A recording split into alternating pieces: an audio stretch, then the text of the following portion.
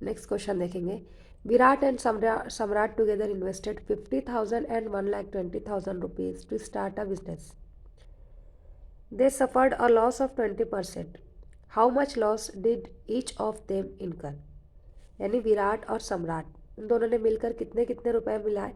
एक ने 50,000 और एक ने 1,20,000।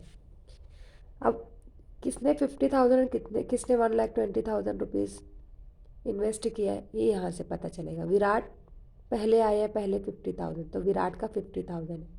सम्राट बाद में आया है, 1,20,000 बाद में आया, तो सम्राट का 1,20,000। अब उन दोनों को 20% लॉस हुआ, तो हर एक को कितना लॉस हुआ हमें ये बताना है। अब यहाँ पर टोटल इन्वेस्टमेंट नहीं दिया गया, दोनों को अलग अलग इन्वेस्टमेंट दिया गया। अब जिसने जितना इन्वेस्ट किया है उसको उतने इन्वेस्टमेंट का ही लॉस होगा। तो यहाँ पर हमें टोटल इन्वेस्टमेंट मालूम करने की ज़रूरत नहीं है। आपकी बुक में बहुत लेंदी मेथड से बताया गया है, हम यहाँ पर एकदम सिंपल मेथड से सॉल्व करेंगे। अब हमें विराट का इन्वेस्टमेंट पता है कि विराट ने कितना सरमाया लगाया, 50,000, तो विराट को 50,000 का 20% लॉस होगा।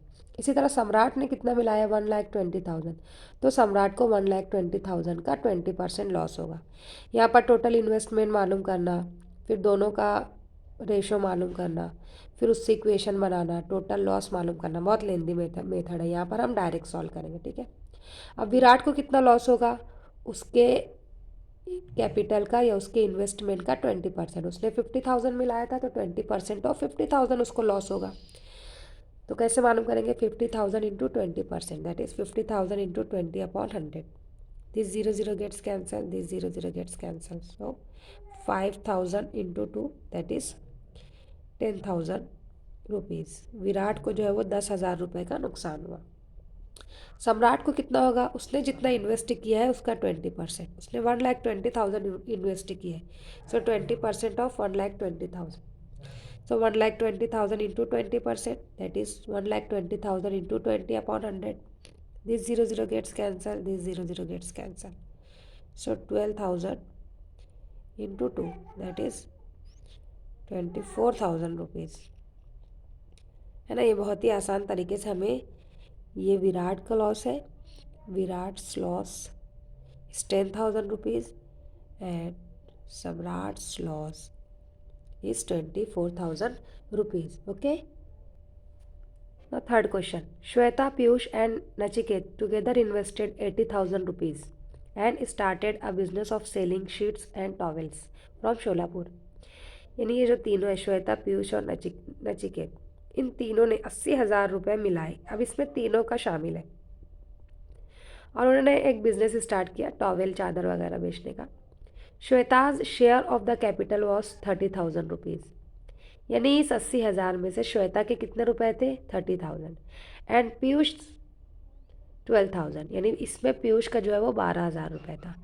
At the end of the year they had made a profit of 24%।